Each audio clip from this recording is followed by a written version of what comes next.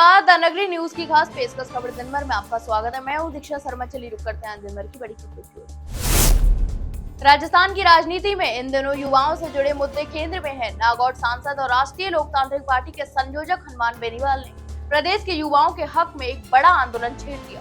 उन्होंने राजस्थान पुलिस उप निरीक्षक भर्ती 2021 को रद्द करने और राजस्थान लोक सेवा आयोग यानी आरपीएससी की पुनर्गठन और युवाओं के हितों की रक्षा जैसे महत्वपूर्ण मुद्दों को लेकर जयपुर में युवा आक्रोश महारैली का ऐलान किया। यह महारैली 25 मई 2025 को यानी कल जयपुर के मानसरोवर क्षेत्र स्थित आफसर मंडल मैदान बीटी रोड शिप्रा पथ थाने के पास आयोजित की जा रही है। बेनीवाल का आरोप है कि राजस्थान सरकार द्वारा कराई गई एसआई भर्ती में व्यापक स्तर पर धांधली और अनियमितताएं हुई हैं। उन्होंने इस भर्ती को रद्द करने की मांग को लेकर राज्य सरकार पर दबाव बनाना शुरू कर दिया है। उनका कहना है कि सरकार ने युवाओं के साथ लगातार अन्याय किया है और इस अन्याय को खत्म करने के लिए अब सड़कों पर उतरना जरूरी हो गया है। राजस्थान सरकार में वन मंत्री संजय शर्मा इन दिनों एक्शन मोड में नजर आ रहे हैं। वन विभाग की कार्यप्रणाली में सुधार और जवाबदेही सुनिश्चित करने के उद्देश्य से वे लगातार निरीक्षण कर रहे हैं और अनियमितताएं सामने आने पर तुरंत कार्रवाई भी कर रहे हैं। इसी क्रम में 22 मई को उदयपुर स्थित सज्जनगढ़ बायोलॉजिकल पार्क के आकस्मिक निरीक्षण के दौरान विभागीय लापरवाही उजागर हुई। इसके बाद 2 वरिष्ठ अधिकारियों पर कड़ी कार्रवाई भी की गई। इतना ही नहीं, वन मंत्री के निरीक्षण के दौरान पार्क में कर्मचारियों की गंभीर लापरवाही और अनियमितताएं सामने आई। इस पर संज्ञान लेते हुए वन विभाग ने उप वन संरक्षक डीएफओ सुनील कुमार सिंह और रेंजर आरएस राठौड़ को एपीओ कर दिया। इसके साथ ही दोनों के खिलाफ अनुशासनात्मक कार्रवाई के आदेश भी जारी किए गए हैं। फिलहाल दोनों अधिकारियों का मुख्यालय जयपुर स्थित प्रधान मुख्य वन संरक्षक कार्यालय रहेगा।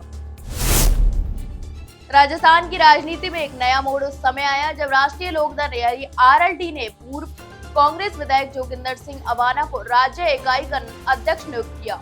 जब अबाना हाल ही में कांग्रेस छोड़कर राष्ट्रीय लोकदल में शामिल हुए थे और अब उन्हें राजस्थान में पार्टी का चेहरा भी बनाया गया।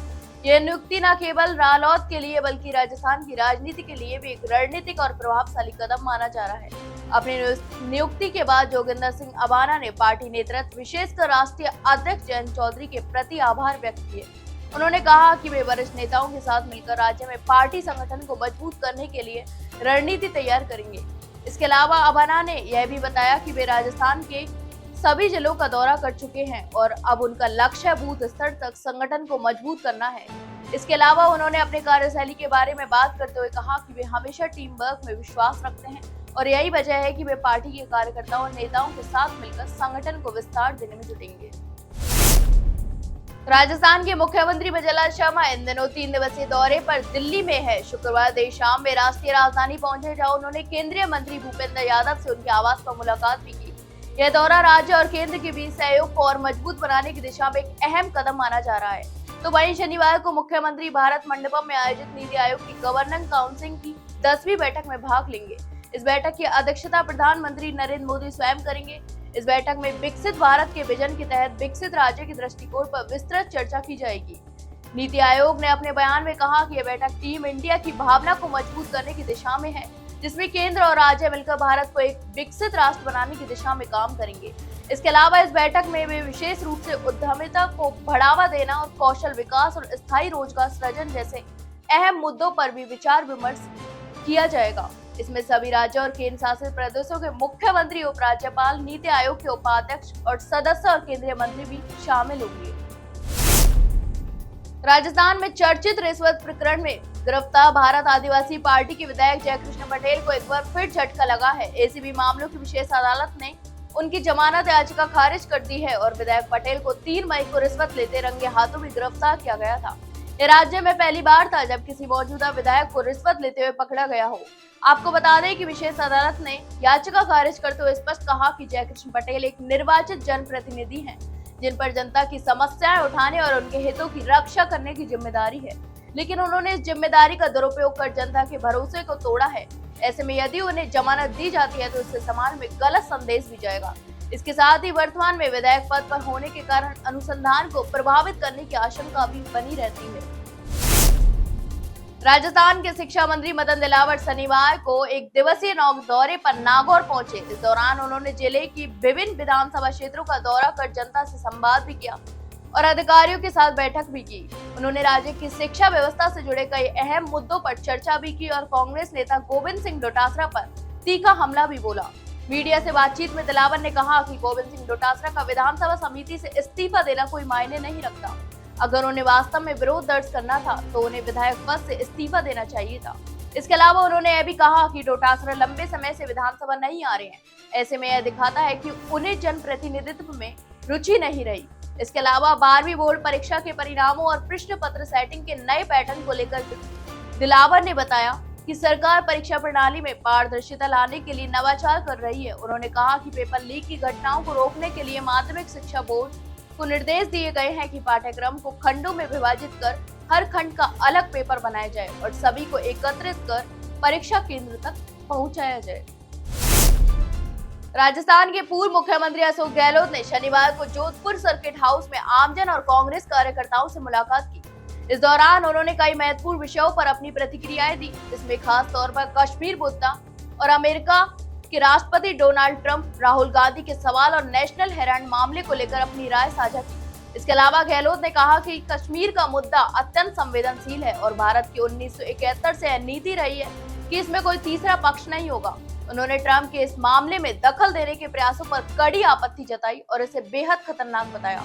इसके अलावा गहलोत ने स्पष्ट कहा कि कश्मीर के विवाद में भारत और पाक के बीच किसी बाहरी देश को पंचायती करने का अधिकार नहीं है।